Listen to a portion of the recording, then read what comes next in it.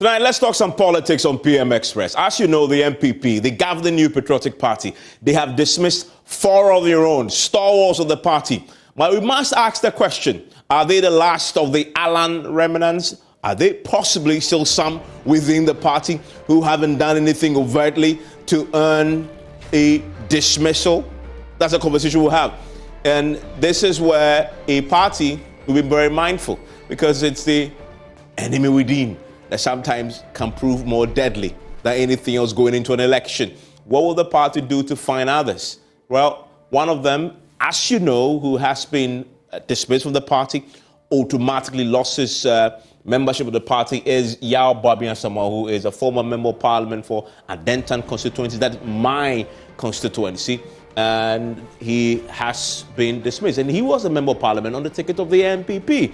He actually also was the director of communications for the party. So he held a position at the party level. He was also a member of parliament, and yet he's gone. Why? Because he was seen openly campaigning for Alan Kyerematen. And Alan, of course, has left the party, and the party's constitution, according to the party themselves, says when you do that, you automatically forfeit your membership. He's not alone, though. He's gone also with Sadiq Boniface Abubakar, and that's an interesting one because he used to be a minister in this particular administration. He was a Zongo minister. And so he held a senior position. He was a former member of parliament also. But he was also dismissed. And then you have Hope Sinadoye, also a former parliamentary candidate for Katamanso. And he also gone, a staunch supporter of Alan Kyerematen. And then I need to see this properly on the screen, because Nana Ohiningto is the one you see there. We need to see him in the screen, by the way, because it's important, because he's the deputy general secretary of the party. He used to be a former general secretary of the party, who obviously supported Alan, and Alan then leaves the party and he decides, I'm going to stay with him. So he stayed with him. And the consequence of that is that he has to leave the party. When we spoke to him, he was clear that he knows what the party constitution says, and that what the party had done is what the party it was supposed to do. The general secretary, a position he used to hold, has done his job. So no qualms there. Now, so what's the basis for the decision, right? The party says if you publicly endorse a candidate of another person other than the elected candidate of the NPP, you have to leave, and that it's a breach of the party's constitution. But also, if you do so, you automatically forfeit your membership. And the party was clear in citing this particular clause of the party's constitution, which says you must abide by the decisions taken by the party. One of the decisions taken by the party is to elect a flag bearer who is the current vice president. If we did so as a party, the constitution says you must support who that person is, not any other person. And then they go to the specifics of the party's constitution, Article 391, which is clear that if you're seen backing or campaigning or supporting another candidate other than the party's own candidate, it is automatic. And that is why the party explains that there wasn't any conversation around meeting them. There was the committee set up to give them a hearing. They were simply let go, right? That's the party's position on the matter. But you know that there were others who also supported Alan, but they decided to switch allegiance. Their loyalty switched quickly when Alan decided to go back to the party. David Sopoku-Ansah is one of them. Also, the deputy finance minister was also one of them. Quickly issued a statement that says, well, my allegiance is with this particular government. It's to the party and it's to Dr. Bawumia. So she's staying, obviously. You also have the case of Catherine Afeku, who also clearly stated her position on the matter. She wants to give her talents to the cause of the current vice president, Dr. Bawumia. And so that's what she decided to do there. And then you have others that in the past have been deemed by the party to have done similar, like the 4 who have been dismissed, like Paula Foko, the national chairman who was dismissed before, as you know, Sami Crab also. So the party takes a very dim view of people who act in ways that they believe infringes on the party's chances in an election. But the fundamental question we're asking tonight is, are they the last of them? Because we know that there are other members of the party, some current ministers, who were also very vociferous in the support of Alan Chemanting, they haven't gone public to say that they remain loyal to the NPP. What's the party going to do about those? But these are high-profile names. What about the ordinary card-bearing members of the party who still support Alan Chemanting, who still hold party membership cards? And in the party, how radical would the party be in fishing them out? Would they even dare that? Stay with me after the break.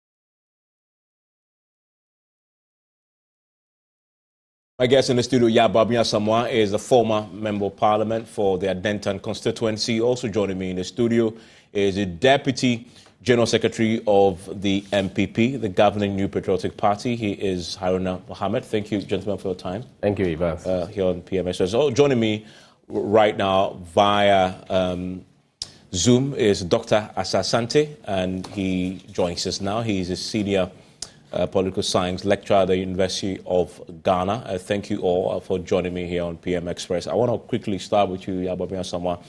So it's been a few days now since you were dismissed from the party. Having any second thoughts about the choices that led to that decision? Because you've had time to reflect a bit. Time to reflect since when? Oh, well, it's been, 2 days since we had the announcement? I have been member of the Butterfly Movement since the 25th September. So technically, I've been out of the party since then. So it's not a matter of reflecting for the past 2 days. It's just a question of whether or not it was necessary for the party to publish that letter. All affected are senior members of, former senior members of the party, who are perfectly aware of how this party is positioned when it comes to matters like this. So, the party hasn't dismissed us. We have moved on by our own You dismissed actions. yourself? Well, moved on by our own actions. They use a big word, forfeiture. Yes. Which is a word they lifted from the Constitution. Well, so if we go back and break forfeiture down, then maybe we can use dismissal. Then we dismissed ourselves. And that was months ago, a couple of months ago. So, and you put this around the time that Alan made the switch, broke away. Yes, we were a concrete part of that switch. We were essential to thinking it through and all that. So we knew exactly what we were doing. So there's nothing about being surprised or being sacked or otherwise. We're part of the movement. You were a former member of parliament, and of course you were my MP. You represented me in Adentan constituency on the ticket of the NPP. Yeah. You then became the director of communications of the party. Of course, you lost your elections, and so that's why you are no longer an MP. The question is, considering the background, considering how significant a player you were in the team NPP, is this worth it? Absolutely. The ultimate is to serve to the best of your ability. We are in politics to serve, and we are in a group in the belief and the hope that we share the same purposes with that group towards that kind of service. And so for me, the ultimate is that I'm positioned in a way that, in principle, true to my beliefs, I think it's the best way to serve the people I've always served. As far as I'm concerned, and hopefully I believe I speak for my colleagues, we had gotten to the point where that kind of service, that quality of service we wanted to offer the public could not be delivered through our continued association with the NPP or the processes in the NPP that give you that space. Simply the spaces had closed up. And therefore, if we needed to continue, if service would remain worthwhile, if we wanted to believe and continue believing, then we needed an outlet to let that belief serve the people. So we know what we're doing. So, as they say, if you really want to be realistic in terms of service, Yes. you were really in the thick of it as an MP. Yes. That vehicle that delivered that for you was the NPP. Yes. I put it to you that a vehicle led by Alan, in the context of our political climate and history, Yes. does not deliver, at least if you choose, say, to go back to represent your people, does not deliver you representation of the people of Adenta. What are you talking about, Evans? I don't want to represent the people of Adenta in that context. I have already declared that I'm not running for parliament, so it's a speculative situation. It is speculative. So when you say service, Alan is not running a political party, including parliamentary candidates. I have not run, or I haven't decided to run. So when you say service, you define it as? Service as in enabling the people to get access to the best quality leadership possible. I'm a leader. People believe in me. People trust me. I've worked hard and I've tried to lead to the best of my ability. I also signal in that context. I signal. So that signaling is what I'm talking about. And that the signal, I believe, is that at this time, you mentioned history. Ghana's history is evolving very fast. Ghana's political history is evolving faster than the parties are realizing. And at this time, I believe that Ghanaians deserve a certain kind of leadership, and that Ghanaians are more ready for that kind of leadership than we, the parties, realize. And that Ghanaians will go for that leadership if given the choice. So Alan stepping out of the NPP and taking on the movement, it's not about the movement. The movement is just a backup, it's a vehicle for him. It's about Alan being given to the people of Ghana as a choice, as an alternative on the ballot paper. Otherwise, if he stays in the NPP, he doesn't get that opportunity. That's the closed space I'm talking about. But he gets the opportunity when he stands as an independent candidate? Yes. Yes. An opportunity to be president? Be on the ballot. Once he's on the ballot, I don't doubt he'll be president. That's why I'm saying that the Ghanaian voter has evolved. But I am confident that when that ballot paper is put out, 7th December 2024, with Alan's effigy, Alan's face on that paper, many voters, majority of voters will be attracted to that face. And now that you've defined your service, I return to the original question, which is, you stood a better chance if the people indeed were your primary objective, signaling to them and serving them through a leader. You stood a better chance getting that to happen through the NPP, because history says in this country, in the Fourth Republic at least, only those two parties, one of them will win in 2024 How could I have stood that better chance? Alan wasn't going to win it. How could I have stood that better chance? Yes. Alan is the one I believe can do the job. Alan is the one I think Ghanaians expect to do the job. And the spaces are closed for Alan. In that situation, how would I have stood a better chance of service if Alan was going to be closed out of the process? I don't believe in what they've done. I don't believe in what they have done. I don't think it will succeed.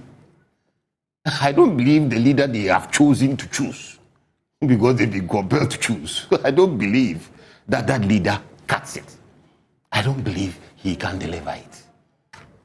And it's not about him as a person. I have nothing against his person or his personality. It's about the times. It's about who Ghana is seeking to lead them now. Out of conviction, whatever I'm doing, whatever Alan is doing, whatever those who are supposed, we are being labeled with all sorts of gang of four, rebels, whatever the rebel gang of four are doing, we are doing out of conviction that this is the time for the man Alan. That the job description for the president of Ghana 2024 is cut out Even in the if shape of Alan. Even if we assume that Alan can deliver what you say he can, Yeah. the reality is, at least what the history again says, is that it's highly improbable that he wins to deliver the outcomes you expect. 3 elections ago, He will. 3 elections ago, did you expect a split parliament, a hung parliament? 3 elections ago, did you expect that you go through the records and there was a clear split that people were voting president and voting otherwise? Did you expect that 3 elections ago? 2 elections ago? 2020, it was very evident that the voter is now thinking beyond the party whip.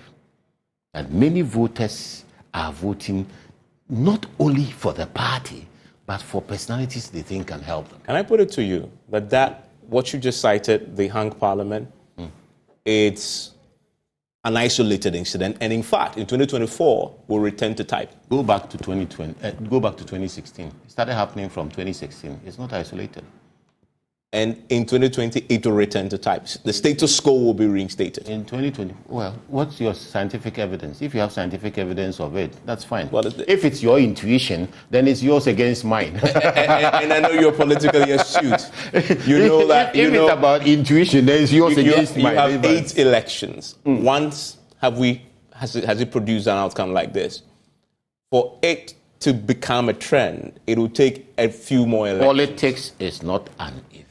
Okay. All those 8 elections have not been the same in character. You will have to examine the beginnings of these elections.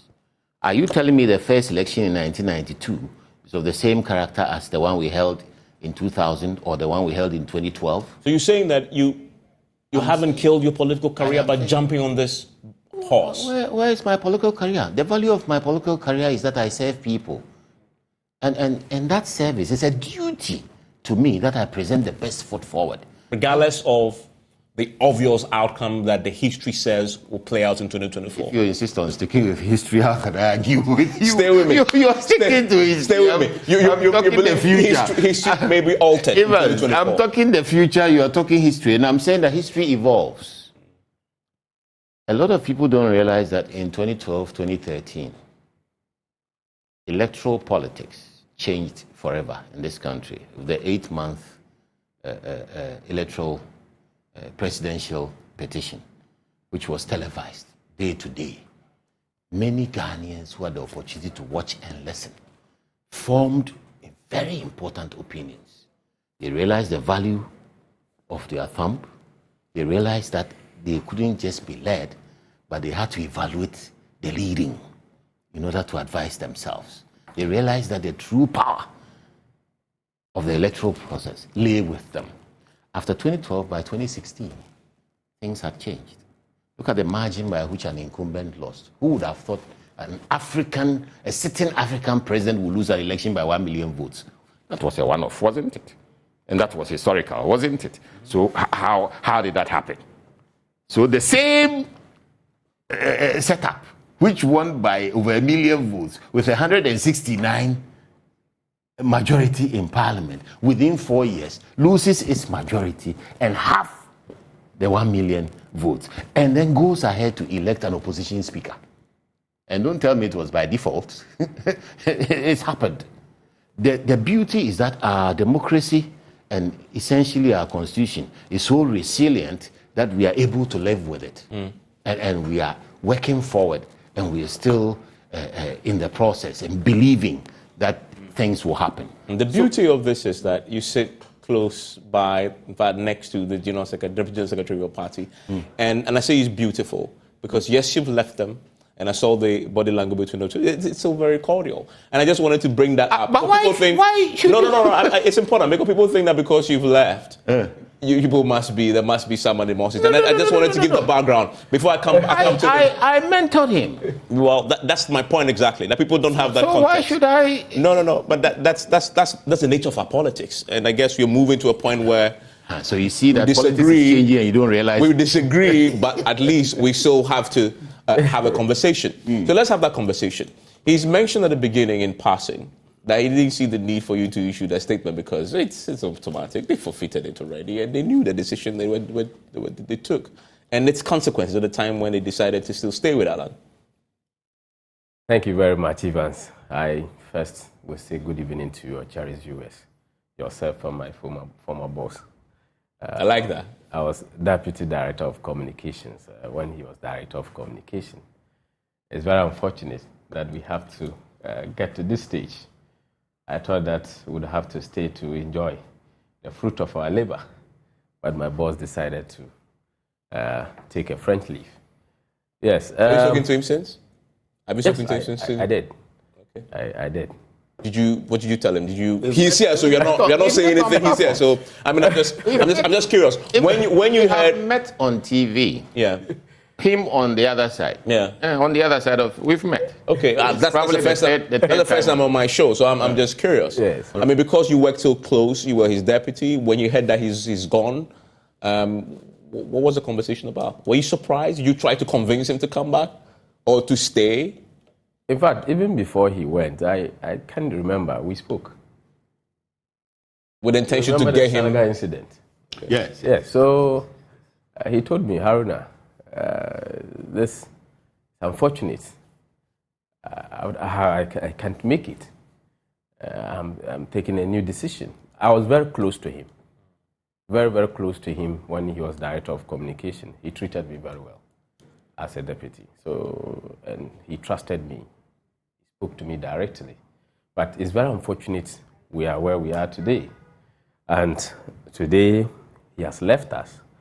And Evans, I want to make this point very clear. In fact, he's right. We have not dismissed them. We have not also expelled them from the party. The party, what we did was to reinforce the provisions of the Constitution. And in doing so, we wrote to the media in the form of a release to inform the general public the stance per their actions. So indeed, this release by the party was to reinforce Article 391 of the party's constitution. However, we made references to Article 35A4, where we said that each and every member of the party should abide by and publicly uphold the decision of the party. And in this case, the decision to the decision, yes, the decision was made, yes, when His Excellency the Vice President was elected on the 4th of November. So that decision ought to have been upheld by every member of the party. So following public commentary and observations from the media and other platforms, the party thought it wise to reinforce that position of the party and issued a release that has provoked this discussion.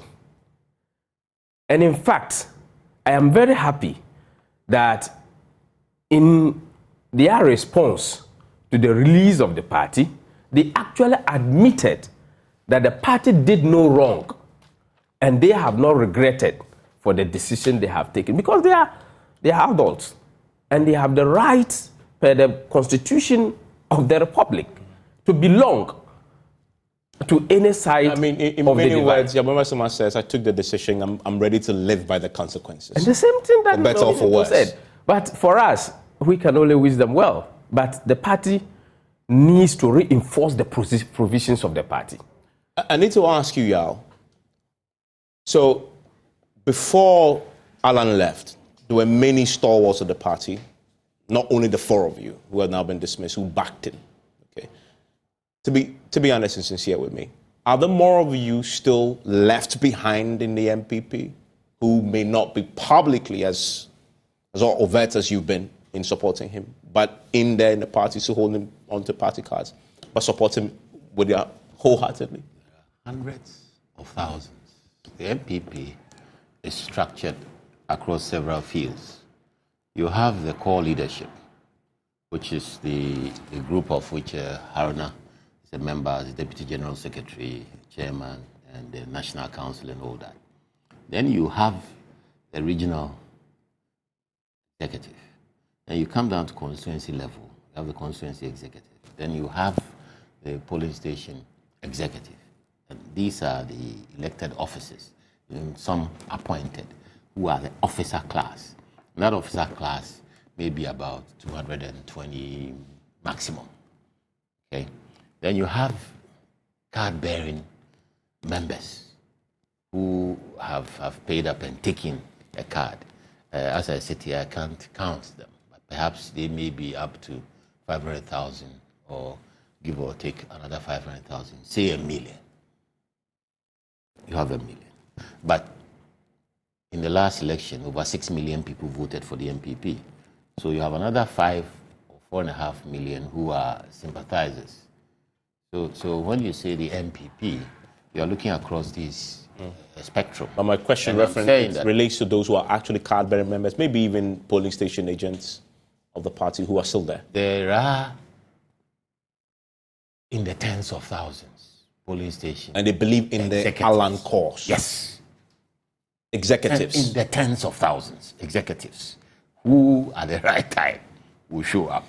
And there are literally millions of the adherent group as well, the sympathizers who believe that Alan is the right guy to fit the job description that we are looking for the presidency in 2024. For these executives, you know them?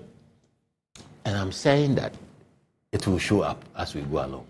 One of the signaling effects of having a letter published, if General Secretary will admit it, Deputy General Secretary will admit it, is to try and create the impression that the question you're asking goes to reinforce that, whether or not you can scrape out people who are supposed to support Alan, and then the party is sanitized, it's clean. There's nobody in there who is Alan anymore. I mean, that's what you're asking for. But if that letter was meant to stop people being Alan, it has rather generated a lot more steam at local level. There are many. If that's the case, why don't they come forward, leave the party, and just cross carpet also? Are we there yet?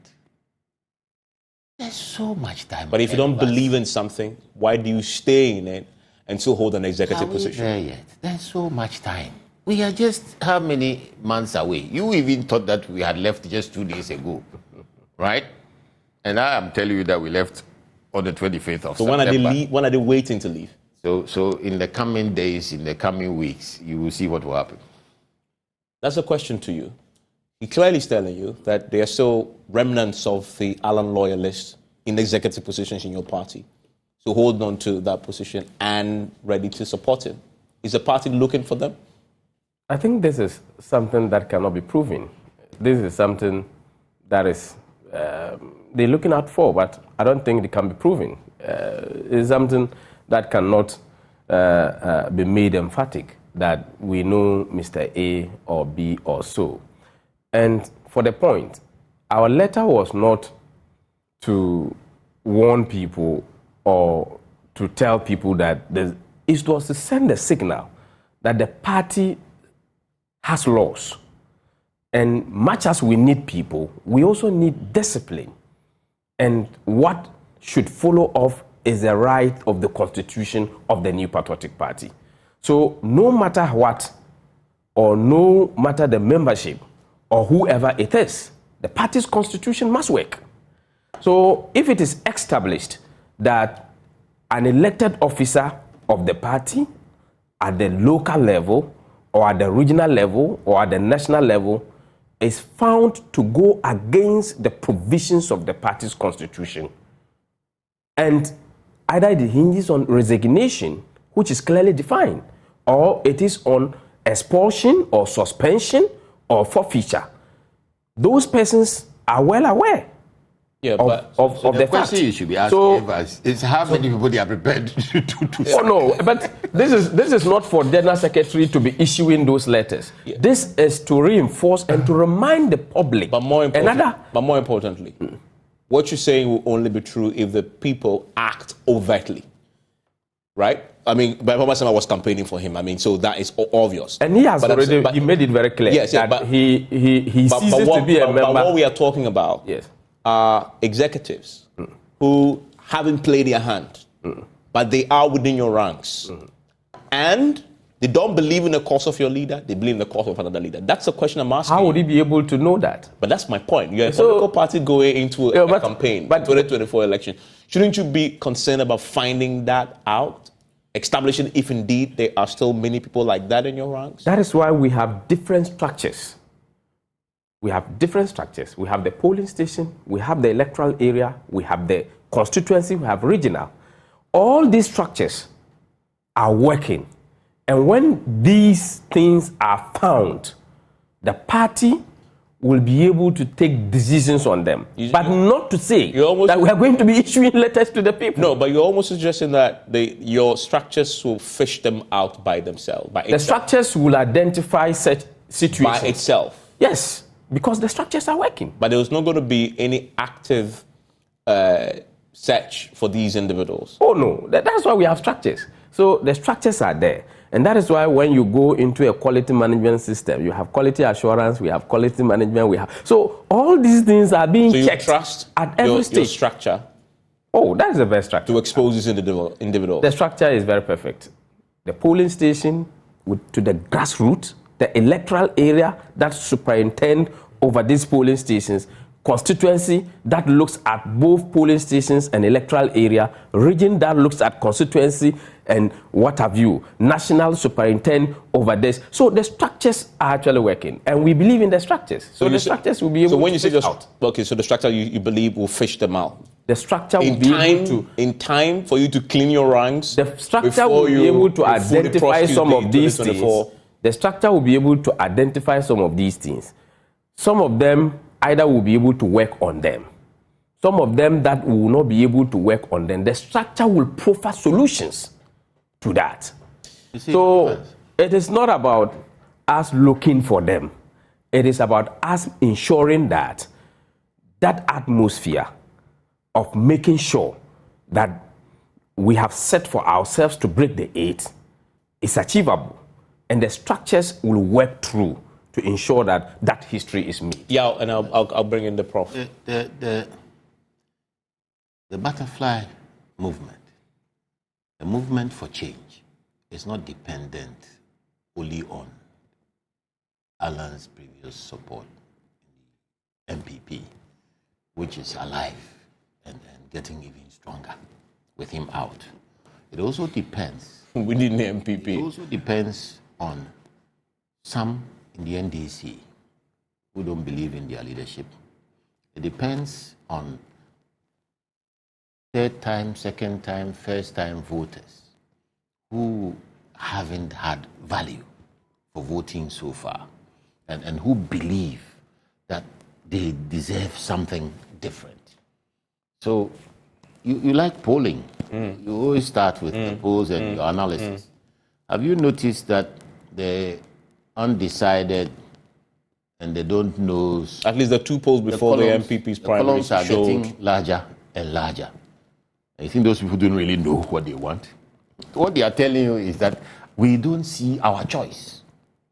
So the essence of Alan Kyerematen is that he offers choice at that high level, at the presidential level. So we are saying that on the 7th December 2024, you will enter a polling booth, and it's very likely, in fact, it's certain, that you will see former President John Mahama, you will see His Excellency Alhaji Mahmoud Bawumia. Perhaps Ayaga will win his conference if he holds one. You see him. It's most likely you see Kofi Akpaloo of the LPG as well. And you will see Alan Kyerematen as an independent. And we are saying, and I'm not excluding anybody else, there's a PNC, there's a CPP, all the others who will go to Congress and bring people forward. I'm saying that ballot paper that you will see Alan on, Alan will stand out. Okay. Alan will shine.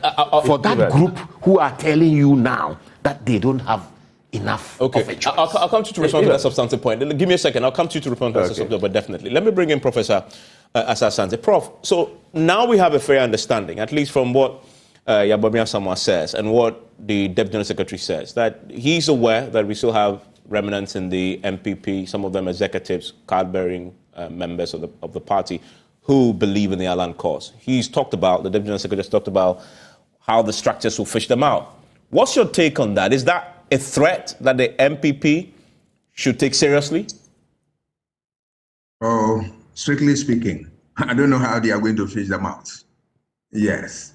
For tactical reasons, some of these people who are there and still believe in Alan will not talk. They will be there, but they will have their hearts and minds with Alan. The reason why they are in that party is that they support the man Alan, but that they believe in what? The party systems. So they want to be there. There are those people. There are people who obviously will come out. As Mr. Abuabing Hassan is saying, with time, they will come and tell you that, yes, we are going out finally to join our man. And that's it. There are those who also have not decided yet as to what to do. So it's a mix of factors that's going to play out during the time. But I am struggling to find out how the party will fish them out. Those people who do not want to be seen, I can tell you without fear of contradiction that it doesn't matter the strategy they use, they cannot fish them out. They will be in there. If there's any damage, they will cause within the party. That is a fact. Do you anticipate that that could be a damaging factor for the NPP risking sabotage going into such a major elections? Oh, obviously, if that's what they are going to do, it's going to have an influence on voter choices and all that. That is a fact. But it depends upon how the NPP is able to position itself in terms of strategy, in terms of message, and how they go about the whole thing, right? If they want to spend more energy on Alan, I'm afraid they will not be able to do much. Remember that they have a lot of work to do in terms of what to defend and all that. They have a lot of work. Look.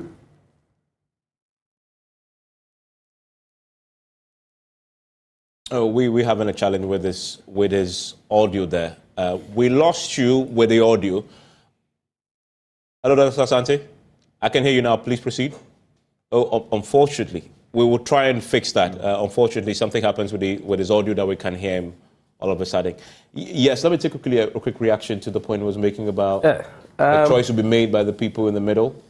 I think that choice will invariably be that of Alan. I think that for the choice that is going to be made, it's going to obviously be the very innovative and energetic gentleman, Dr. Alhaji Mahmoud Bawumia. He has a proven record as vice president, how he has been able to assist His Excellency the President, and the kind of strategy and additions that he has brought on board. If you look at all the candidates, for example, in short, what he has put through, and you try to scale them, Dr. Mahmoud Bawumia is ahead of all of them. You look at John Mahama, you look at Kojo Alan Chermantin, you look at Hassan Ayarga, as compared to His Excellency the Vice President, he stands tall. He stands tall because he has obvious things in terms of governance that he can point to, that when given opportunity to insist, he will be able to provide a better solution to most of those particular problems. So for me, it is always good to try. And for people to put themselves up for elections, it means that you've seen a certain gap that you are going to fill. But I obviously don't see the gap that Mr. Alan is going to fill in our Ghanaian politics. And if you look at these particular contests, the gap will be those disenchanted, disillusioned with the status quo. But and unfortunately, the NPP and the NDC are part of the status quo. No political party has ever won power with its core supporters. No political party. But he said that's their strength. Yeah, we have. But the point is that the floating voter who has to decide. It takes a longer time to measure those ones. This is a very short period. We are going into the election.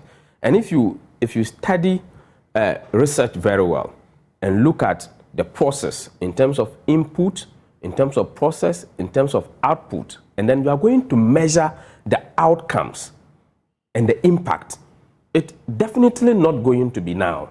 Because those factors that he's looking at, those who are disillusioned, those persons who are not satisfied, it is something that you have to put in a basket, assess them, to be able to have a scientific resource that can stand the test of time. But as at now, anybody that is going to rely on them will definitely be doing firefighting.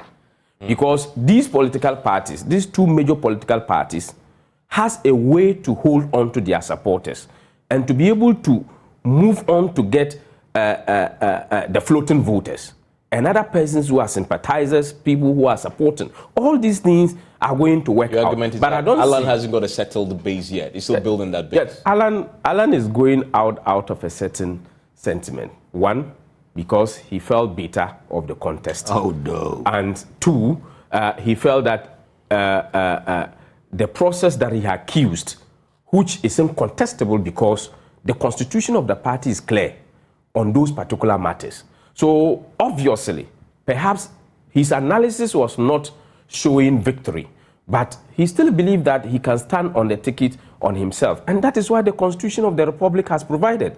And so that he has been able to move on to create that. And we are going to move into that contest. And in going into that particular contest, and I can assure you that Dr. Mahmoud Bawumia is the best candidate. Dr. Sasante is on. I mean, we lost him, so I want to bring him back on. We lost you. Your audio went off. You were making a substantive point. I'm saying that NPP's focus should not be on Alan because they have a real task ahead. Look at all the talk that Dr. Bawumia has said relative to economic fortunes of this country and where we are now. It's going to be a tough battle for him. How is he going to convince Ghanaians that he has what it takes to turn things around and lead this country? It's going to be a tall order, I'm afraid to say that. But shouldn't they at least spend some time purging his ranks of people who may be disloyal to the current leader of the party and still believe in the cause of Alan? How long do you want to stay on that when you need to be able to fix the economy? When people are crying for infrastructure, every day people are talking about what infrastructure development, road network, and what have you. People are still accusing the government of what? Corruption and the rest of them. Unemployment figures are staggering. And you are still what? Doing internal cleanups. And when are you going to stop and begin serious business as to how you're going to organize your campaign? It's going to be a difficult one, I must say. The earlier they stop these emphasis on Alan, the better it will be for them. Yes, whatever role Alan wants to play in wherever he finds himself, yes, it's left to him. But they must be able to organize themselves in such a manner that they will be able to win back the confidence of the people, which that confidence had been eroded anyway by events of the time. And so they need to get back those people and see whether they can make what headway in the next election. It's going to be a difficult. Let me ask you. So, Alan Chomante, is he a monumental waste of time for, say, Bawumia Samoa & Co. to follow him, considering what the history says? I've asked him this question many times. He says, "Well, you're talking about history. I'm talking about the future." But you are the political scientist. This is what you live and breathe. What's your own assessment? Yeah, my assessment is based on history and is based on electoral system that we have. If you follow the electoral system that we have, this country is naturally a two-party system. All the parties we have had, one way or the other, they give way to the main CPP and the UP tradition. So you realize that a third force is a difficulty. When every country, you check the other jurisdiction, when you have two strong parties, that is a two-party system, you realize that other parties have been dwarfed. It will take a very long time for you to get a third force. Is that time 2024? No, it's not. A third force is actually a function of proportional representation. When you have such a system, it produces results such as that, and you can find evidence in Germany, in Israel, in Belgium, and the rest of them. Until you change the electoral system, I'm afraid these two parties will continue to reign supreme. Other parties will continue to be what? Eclipse, and then they will remain as what? Dwarfs. And so movement like Alan, yes, the best they can do is to be able to get some significant votes, add to other existing parties to be able to push election to a second round. Is that even probable in 2020 to 2024? That is early days yet. It's early days yet, but that is the best that they can do. Because if you look at the statistics, you realize that we did some work from 1992 up to 2020. All political parties put together in terms of their average performance, they've not gone beyond 4%. So if you're talking about an individual who is going to come in and cross the thresholds of 50% and beyond, I'm afraid that is not what Mr. Alan Kyerematen is working for. He himself, he knows that it won't work. What he knows that he can be a kingmaker by pushing the election to a second round, where all those who are launching attack against him and all that he is not a candidate for this election and all that, they will go to him on their knees and all that. That is all that he is fighting for. But for winning, he knows that it will not work. Mr. Abuaping is too clear about this. No, Mr. You're wasting your time. I'm not wasting my time. Analysis, all well and good, but actual events will bear us out. This is Ghana. It's a very interesting country. We are producing new things all the time. And already you can sense the tension between whether it's the NPP or the candidate, which one is driving which. When you hear the Deputy General Secretary, then you hear about systems and about personality. You will have to find out what the Ghanaian is looking for. Because, frankly, two-party system, yes, but have these two parties served us to the point where the electorate is satisfied? The level of apathy out there, the disgust with and frustration with the inability of these two parties who have been revolving to deliver anything new. Already they've started the tit-for-tat politics. I'll cancel this, I'll cancel that. The criminalization of each other's policies. People want to move beyond that. And just like they've tested the hung parliament, I'm telling you that in 2024, the fact that they vote an independent president doesn't mean they've gotten rid of the party. Let me ask you a few. The fact that they let me ask you two quick fire questions before I get in, because I have 1 minute they've gotten to go. rid of the parties. Are you certain that your decision is based on a conviction in the true ideals that Alan Kyerematen stands for, or is because, as some have suggested, the party just didn't treat you the way you expected, and that you were left out to dry in spite of your sacrifices to the party? So there's a certain bitterness that has informed the decision. Please, I've moved. That kind of argument you shouldn't be making, Evans. It's a question. It's above you. It's a question I'm asking. It's above you. Okay. So it's not that. It's above you, Evans. I wouldn't even bother to answer that. It's above you. Bitter about what? I've been MP before. Bitter about what? I lost my seat. I've worked for the party. Bitter about what? In the last election, was I post 2020? Have I? What do you call it? Why didn't I quit? Why didn't I quit? I believe strongly that the quality of leadership that we are offering needs to change. I believe that quality can be found in Alan. I believe that it's a leadership responsibility to be principled about that point. I believe that we cannot hide under the cloak of organized systems like political parties to insist on choicelessness. The political parties are not giving the people of Ghana any choice. And we must give them choice. I strongly believe that. Because if you go through a process that delivers a person who hasn't been brought forth effectively through a fair and just, how do I even put it? You see, then it means that you may not be giving the people what they want. Okay. So that leads to apathy. That leads to a withdrawal from the process. So when the people realize that there is a genuine choice, they will look at that choice. Okay. And this is Ghana. Quickly. This is Ghana. Give me your final quick thoughts. Evans, I want to tell the Dr. Sasante. Yes, that we are not focusing on Alan. Not at all. We don't have any focus on him. We are only reinforcing the party's position and constitution. So there is no any focus at all. Our focus is on the ball. And that is why we have elected a gentleman in the person of Dr. Alhaji Mahmoud Bawumia. I disagree with my former boss here that the elections were not fair. You've made that point in the beginning. Yes, no, but he just repeated it. So each time he repeats it, you have to rebut. That has been the fairest election that we have had. Nobody was denied. Alan picked a form. He went through the process. He saw he was not winning. He decided to step down. Okay. He came out to resign publicly. And we have moved on. Thank you very much. That's what the Thank you very much. And the beauty of this is you agree. Shaky sands. Oh, that's my boy. That's my boy. That's my for the it's important. We are going into an election where people would. I'd say that. I am not fighting him. I've enjoyed sitting with him. I'm going to shake your hands. Yes. So why don't you want to shake it? The way you are putting it is as if you are. We are not fighting. Where there is no war. And I want people to you are know blocking that. a peace where there is no war. We are not fighting. I know you're not. I know you're not. Yes. But you have to show that you are. The public knows we are When you not. have NDC NPP come here, ask them to do the same. We're going to be doing that going to Even, elections. don't be surprised. Because you guys, you joke behind the scenes, and then The when you come, public it's knows like we are not. that's very important. Trust me, I think you people think that we fight. No, but we don't don't fight. Okay, great. public knows we are not Anyway, fighting. that's PM Express. Syntax Tanks is always a one to go. A little bit is also. Oh, they did finally. No. Because we are off air.